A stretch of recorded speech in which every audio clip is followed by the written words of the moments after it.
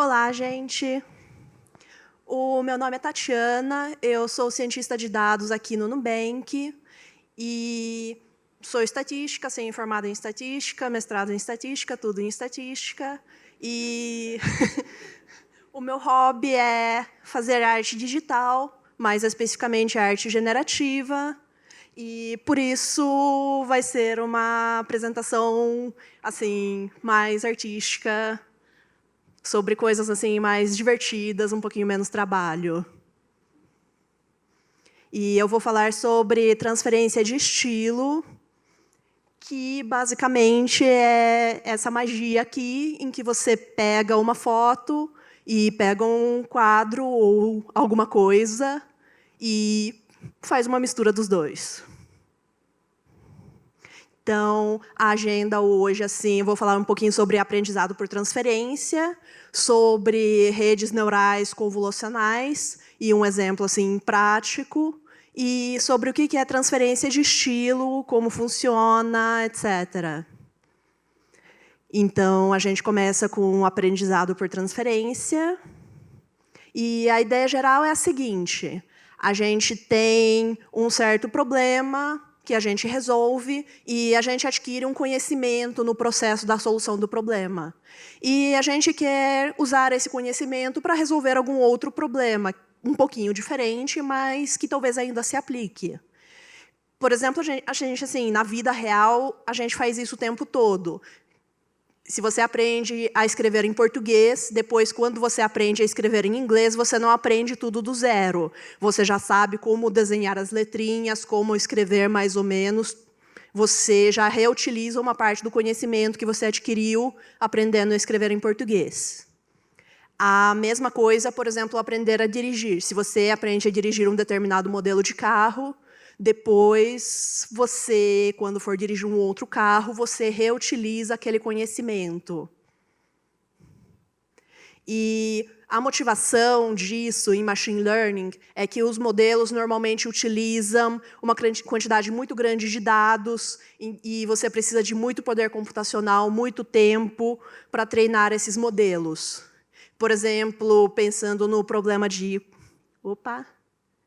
No problema de classificação de imagens, você pode ter uma questão seguinte: você precisa de uma base muito grande de imagens já pré-classificadas. Então, você precisa ter uma pessoa que vai olhar milhares de imagens e falar: isso é um gato, isso é um barco, isso é um caminhão. Não é viável fazer isso tudo do zero toda vez que você vai ter uma tarefa de classificação. Você quer meio que reutilizar uma parte desse aprendizado para alguma outra coisa. E tem vários pontos importantes assim que a gente tem que pensar. Primeiramente, o que a gente quer transferir? Qual é a parte do conhecimento que é geral dos dois problemas? Por exemplo, não sei, no caso do aprendizado de português versus inglês, quais são as letras que tem nas duas línguas? Quais são as classes que tem nos dois problemas em comum que a gente pode assim, reutilizar? A segunda pergunta é se vale a pena transferir. Porque nem sempre, infelizmente, nem sempre o conhecimento que a gente adquiriu em um problema se aplica ao outro problema. Então, por exemplo, não sei, talvez algum estudo de dinâmicas sociais em um país não necessariamente faça sentido num outro país. Não sei, talvez assim, comparar algo nos Estados Unidos versus algo na África. Não sei se talvez assim um conhecimento adquirido ali na área social num país assim de primeiro mundo se aplicaria a uma situação de um país de terceiro mundo. Você tem que realmente assim parar para pensar se faz sentido fazer isso, se vai dar, assim, se vai melhorar, se vai fazer a sua solução melhor. Porque pode não fazer, pode piorar. E finalmente você tem que pensar como faz para transferir esse conhecimento. No caso da transferência de estilo, aqui a gente tem uma ilustração que... Qual que é a ideia? A gente tem uma imagem, no caso aqui é o time das cientistas de dados aqui do Nubank, e a gente tem uma outra imagem, a imagem B, que é um quadro de uma artista, E a gente quer meio que transformar a imagem numa coisa com o estilo do quadro, que é o nosso resultado final. E, para isso, a gente usa um negócio chamado redes neurais convolucionais. Tá. O que é uma rede neural, para começar? A gente tem um input, a gente tem os neurônios nos layers ocultos e a gente tem o output. Então, no começo, a primeira camada ali, nessa imagem, os primeiros 3 neurônios, eles meio que pegam o output e multiplicam por algum número. Aí, a segunda camada, os outros 3, pegam os primeiros 3, multiplica por algum peso, por algum número, agrega de alguma forma, e aí, finalmente, a gente converte isso num output. Esse tipo de estrutura é bastante usado assim, em todo tipo assim, de reconhecimento de padrões. E o funcionamento aqui um pouquinho mais matemático, descrevendo a rede neural. A gente tem os neurônios, o input ali, x1, x2, xn, e certos pesos W.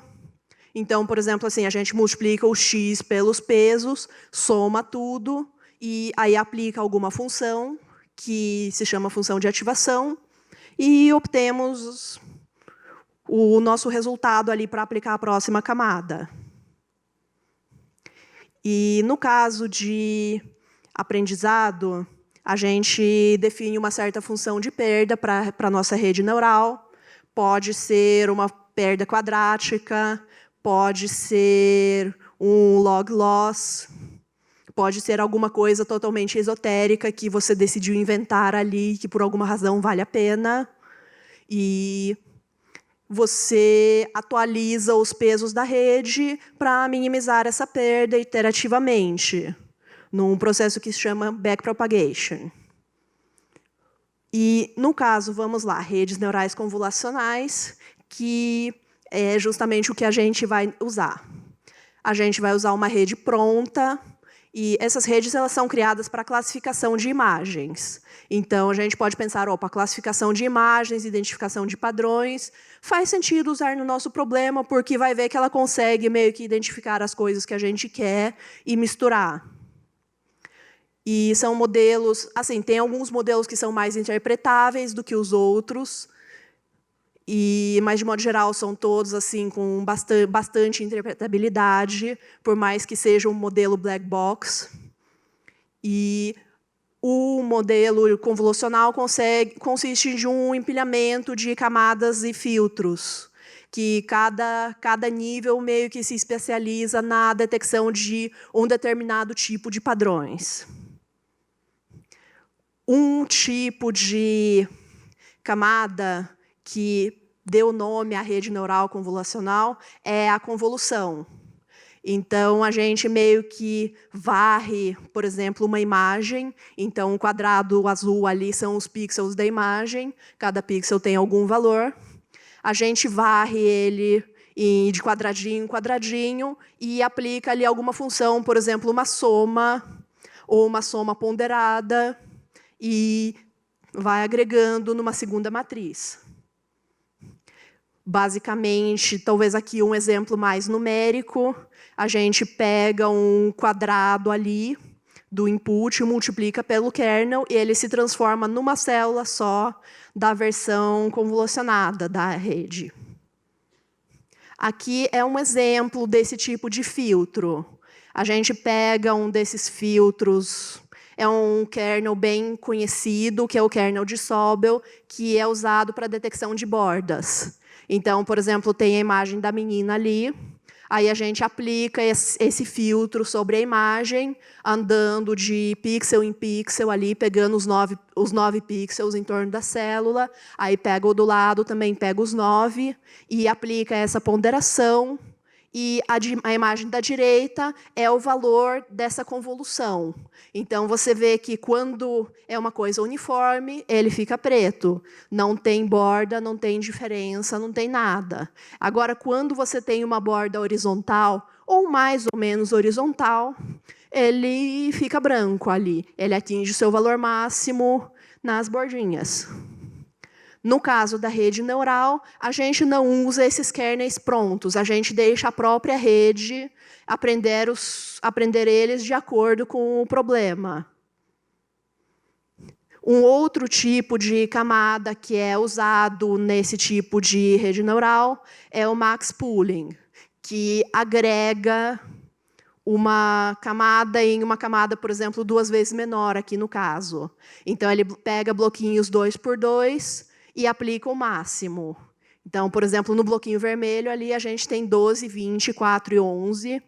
O máximo 20 vira 20. No próximo bloquinho, o máximo é 30. E assim por diante. Então, uma rede neural que é bastante usada para transferência de estilo, que, na verdade, assim, são duas que são bem similares, é a VGG16 e a VGG19. A VGG16 foi treinada na ImageNet, justamente com o objetivo de classificação, foi treinada em uma base de 15 milhões de imagens e com 22 mil categorias.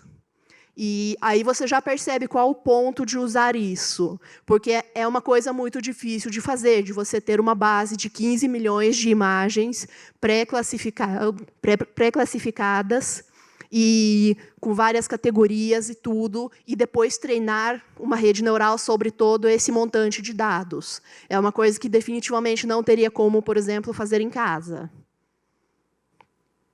E a arquitetura da VGG16 é essa. Então, a gente começa com a imagem. Ali tem a imagem, acho que de um carro. Aplica algumas camadas de convolução, que são aqueles filtros que vão passando pela imagem. Depois, a gente aplica o max pooling para diminuir ela. Depois, novamente, tem algumas convoluções. E vai diminuindo, diminuindo, diminuindo. Finalmente, a gente aplica, tem algumas redes, assim, algumas camadas assim, de neurônios totalmente conectadas. E, finalmente, a gente chega no nosso output, que vai ser meio que a classe em que essa imagem cai. Então, por exemplo, a gente tem uma imagem de 224 por 224, com 3 camadas. Cada camada corresponde a uma cor, então vermelho, verde ou azul. E aí a gente, em cima dela, a gente treina 64 filtros, 3 por 3, e geramos um objeto de 224 por 224 por 64. Aqui eu vou mostrar só um pouquinho de como essa rede neural vê o mundo. Porque é justamente disso que a gente precisa, dessa visão dela. Esses daqui são os kerneys mais finos dela. Eles capturam, dá para ver bem que, tá vendo? Eles capturam diferentes texturas bem finas, realmente bem delicados. E esse aqui é o próximo nível, depois de fazer o max pooling. São texturas um pouquinho mais complexas já. E próximo nível. Aqui ainda não tem tanta diferença, mas as texturas estão ficando mais complexas ainda.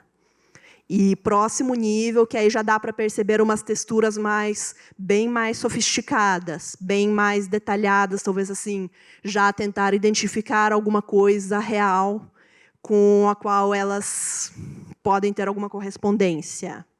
E, finalmente, o último nível, ele mostra já algumas coisas que a gente consegue até identificar visualmente. Então, por exemplo, no primeiro quadradinho, na primeira linha, você meio que percebe que é um cachorro. Na linha de baixo, nos quadradinhos 2 e 3, você consegue ver alguns olhos, parte do rosto. Então, provavelmente, são esses filtros que permitem identificar pessoas, e o primeiro filtro permite identificar cachorros. Os outros filtros talvez não seja tão trivial para a gente interpretar, mas a rede neural consegue meio que ligar eles com alguma categoria. E, finalmente, mas o que isso tem a ver com transferência de estilo? Então, vamos começar só um pouquinho com algumas definições. Então, a gente tem o conteúdo, Então, a gente tem uma imagem ali, umas características globais da imagem. Por exemplo, se é uma imagem de uma pessoa, a gente meio que precisa ter o rosto, sei lá, braços, pernas, talvez olhos, nariz, alguma coisa ali que permita identificar que isso é uma pessoa. E aí a gente tem um estilo, que são mais assim, mais detalhes, texturas, alguma coisa do tipo de traço. Então, por exemplo, a gente pode pensar assim: a gente pode desenhar uma pessoa realisticamente, mas a gente pode desenhar, por exemplo, pessoa em quadradinhos. Então, por exemplo, quadradinho é um rosto, tem os olhos que são retângulos, tem a boca, e continua sendo meio reconhecível. E aqui, por exemplo, a gente tem novamente a foto do time, a gente tem um quadro da Tarsila e a gente tem um resultado, a combinação da foto. Você consegue ver ali as características globais permanecem, dá para identificar que são pessoas, dá para identificar um pouco as roupas, etc., o fundo, mas o estilo foi importado da imagem, do quadro. E um pouco de notação também. Eu vou chamar de I a imagem original, vou chamar de E a imagem que contém o estilo, e Y é o nosso resultado, é a nossa imagem final. A intuição da transferência do estilo é a seguinte: a gente quer converter isso em um problema de otimização, que é uma coisa que a gente sabe resolver. E então, para isso, a gente precisa de uma função objetivo, uma função de perda e algum esquema para minimizar essa função. E, como vimos, as camadas da VGG16, elas parecem captar bem diferentes níveis de detalhes da imagem. Então, a gente vai querer usar elas para identificar o estilo, identificar o conteúdo e meio que colocar isso na nossa função de perda de alguma forma. Aqui continua um pouquinho mais da intuição. Por exemplo, aqui a gente tem um triângulo roxo na imagem de cima e um triângulo roxo na imagem de baixo. É a mesma forma, etc., mesma cor. Então, por exemplo, assim, perda de estilo, 0. A gente não tem perda de estilo, a imagem continua no mesmo estilo. Só que o conteúdo muda. Mudou a posição, mudou a orientação, então a gente tem uma perda de conteúdo aqui.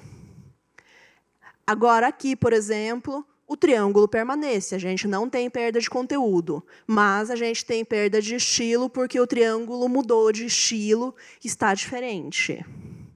E, finalmente, a gente pode ter um caso em que a gente tem tanto perda de conteúdo quanto perda de estilo. Então, vamos começar com a função de perda para o conteúdo. O objetivo aqui é manter o conteúdo da imagem.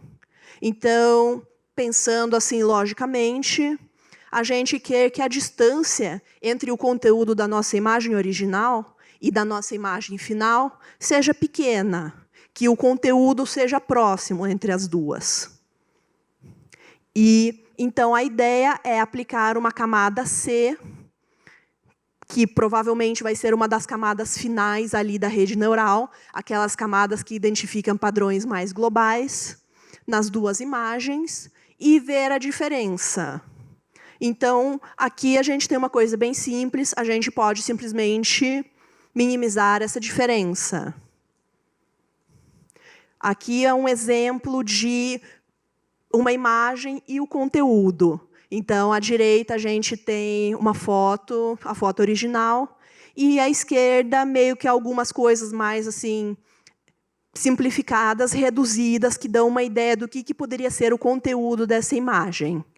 Porque é uma imagem com bem menos detalhes, mas, em princípio, permite identificar que é uma foto com 6 meninas sentadas em algum lugar.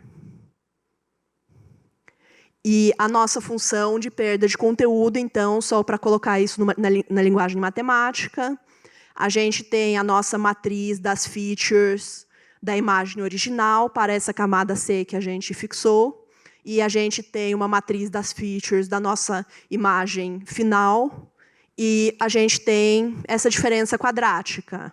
que a gente vai querer minimizar. Se for colocar em código, aqui eu estou usando Python e Keras. Só adiantando, não é a escolha ideal, mas permite deixar o código muito mais simples, muito mais legível. Não mais rápido, infelizmente, mas aí a gente tem que sacrificar um pouquinho de alguma coisa.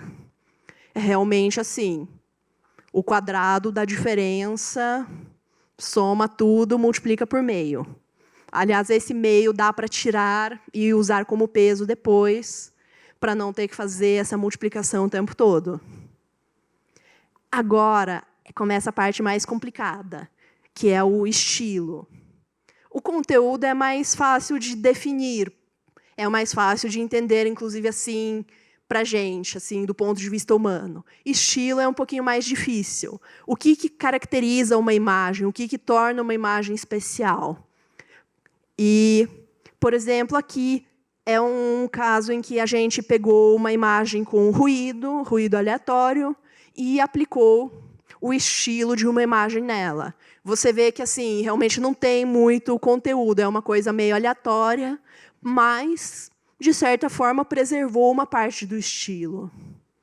E a ideia, no que diz respeito a uma rede neural, é procurar elementos, procurar filtros que ativam simultaneamente quando se deparam com determinadas imagens, quando se deparam com determinados padrões. Então, por exemplo, texturas que aparecem conjuntamente em diferentes partes da imagem. A intuição aqui da função de perda é a gente pensar num produto interno. A ideia geral do produto interno é que a gente tem o comprimento do componente de um vetor A, que vai na direção B, do vetor B, vezes o comprimento do vetor B. É meio que uma medida de correlação, de similaridade. Se os vetores forem ortogonais, você vê que não vai ter uma componente do vetor A que vai na direção do B, e a gente tem uma correlação, um produto interno nulo. E se eles coincidem, vai ser um valor bem alto. Então, parece ser uma boa medida para essa questão de presença de texturas, presença de estilo. E, para isso, a gente vai utilizar aqui uma notação, que é a matriz de Gram, que é esse produto interno da matriz de features de uma determinada camada. E, colocando em linguagem matemática, então, a gente vai calcular essas matrizes de produto interno para a imagem do estilo e para a nossa imagem final. Aqui, desculpa, gente, tem um erro de digitação, deveria ser um Y. E, novamente, ao quadrado, tem uma constante de regularização, que, novamente, na implementação, vocês podem, talvez, desconsiderar, para simplificar as coisas. E só tem um detalhe aqui, que o estilo ele não é constituído de uma camada só. Enquanto a gente pode pensar que o conteúdo é realmente aquela camada ali, aquela última camada que pega as características mais gerais, o estilo ele tem todos os níveis de detalhamento. Ele pode ser realmente aquele primeiro filtro das texturas, pode ser aqueles filtros com as texturas mais complexas, e pode também ser o último nível de conteúdo. Por exemplo, aquela questão de desenhar uma pessoa em forma de quadradinhos. Continua sendo uma pessoa, continua sendo reconhecível, só que fica tudo quadrado. Então, aqui a gente não quer trabalhar só com uma camada. A gente quer trabalhar em todos os níveis. Então, aqui no caso, a função de perda vai ser a soma dessa perda quadrática que a gente inventou, ponderada, ou não necessariamente, pode ser só uma soma, num conjunto de várias camadas diferentes. E, colocando isso em código, a gente primeiro define a matriz de Gram, aquela matriz do produto interno. Depois, a gente faz essa soma de perdas por camada. Então, para cada nível, a gente vai ter um peso, a gente vai ter uma camada de estilo, a gente vai calcular uma perda e vai fazer essa soma ponderada. Finalmente, a gente precisa agregar essas duas perdas de alguma forma numa perda total, que é uma soma ponderada. Então, por exemplo, a gente pode usar o alfa igual a 1, o beta igual a 1000, ou não, ou a gente pode inventar alguma coisa experimentalmente. Mas, de modo geral, assim, são valores que funcionam razoavelmente bem, então eu recomendo. Então, a nossa perda total fica mais ou menos assim. O alfa igual a 1 ali, o beta igual a outro valor, e calculamos as duas perdas, a perda de estilo, a perda de conteúdo, e somamos as duas, ponderadas pelas nossas constantes. E, finalmente, a gente precisa otimizar, a gente precisa resolver isso de alguma forma.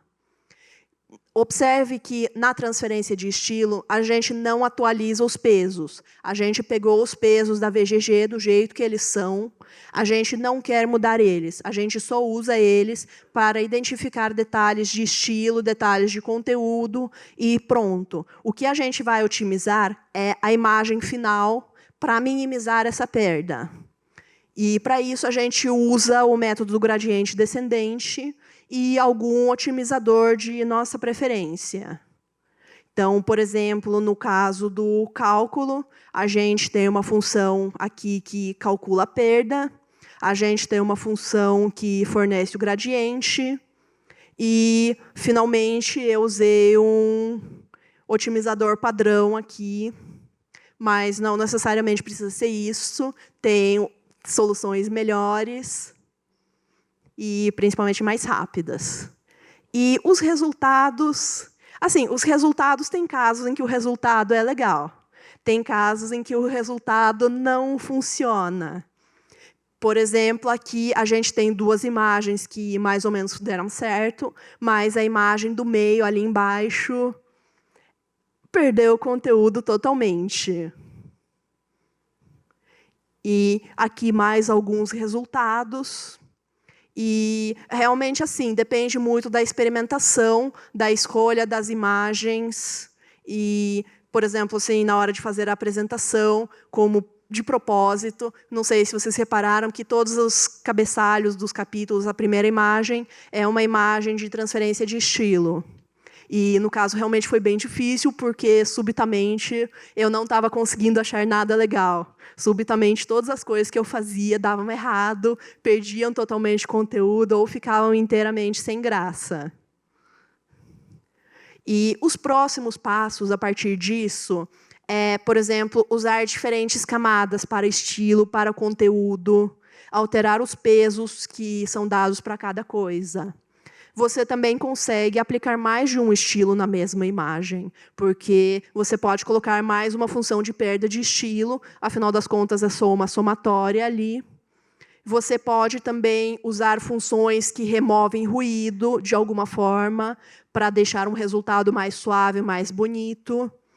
E o estilo, finalmente, você pode experimentar com estilos, não precisa ser uma pintura, pode ser alguma coisa totalmente abstrata, pode ser, não sei, pode ser uma outra foto, inclusive. Realmente depende da sua criatividade. E não desistir da experimentação, mesmo que não dê certo, porque, não sei, na 20ª vez, você vai ter uma coisa legal. Aqui, por exemplo, é uma ilustração que, definitivamente, assim, na minha opinião, não deu muito certo, mas continua sendo bonita, continua sendo um tanto interessante.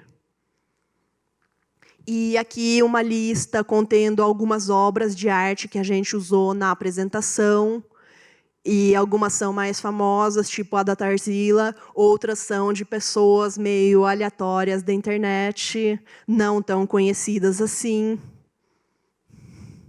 Finalmente, tem o código, se alguém quiser ver, está razoavelmente bem comentado, eu espero. Espero que vocês achem bem comentado, pelo menos. E está disponível para quem quiser brincar um pouquinho. E algumas referências também, se vocês quiserem ler um pouquinho mais sobre isso. O primeiro artigo A Neural Algorithm of Artistic Style é o artigo que gerou toda essa história de transferência de estilo. E o segundo é um review bem recente, se eu não me engano, é tipo do ano passado, uma coisa assim, dos avanços das ideias mais recentes na área. E, finalmente, a gente está contratando gente, então precisamos de mais meninas DS no Nubank. Muito obrigada.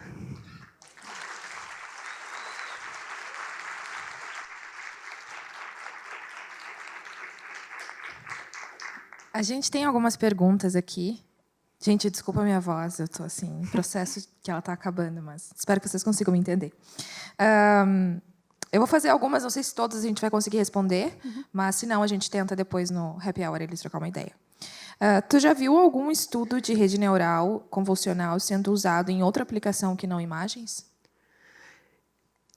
Então, eu não vi muitas aplicações assim fora da área de imagens, porque realmente toda essa ideia de convolução é bem, assim, o objetivo realmente são dados bidimensionais em grade e são bem poucos, assim, é difícil achar dados que sejam desse tipo, que não sejam uma imagem, por exemplo. Mas, em princípio, eu vi algumas coisas de assim, mais de processamento de imagem de satélite, processamento de imagens de, assim, de astronomia, etc., que talvez saia um pouquinho mais do reconhecimento de coisas assim de classes mais comuns. Legal. A outra pergunta aqui é como que o Nubank aplica essas técnicas? No caso, isso é justamente uma coisa para que não tem aplicação, é uma flor, ela é bonita, ela é divertida. Mas, em princípio, também poderia ter aplicações. Por exemplo, talvez processamento de documentos e várias outras coisas. Tá bom. Mais uma. Como eu posso interpretar a camada de Max Pooling? É uma camada meio que reduz um pouquinho, reduz o tamanho dos dados, é uma camada que resume os dados de alguma forma. Por exemplo, no caso, usando o máximo, a gente tem um resumo de uma camada maior em uma camada que é 1/4 da camada original. O objetivo é justamente esse, sempre resumir os dados e permite trabalhar com padrões maiores. Tem tempo para mais? Tá. Tem mais uma aqui. Quando se deve optar ou não por um modelo de black box pouco interpretável? Poderia dar exemplos de problemas? Depende muito dos pré-requisitos. Por exemplo, tem muitas áreas em que é exigida a interpretabilidade no modelo, então o modelo black box é mais complicado.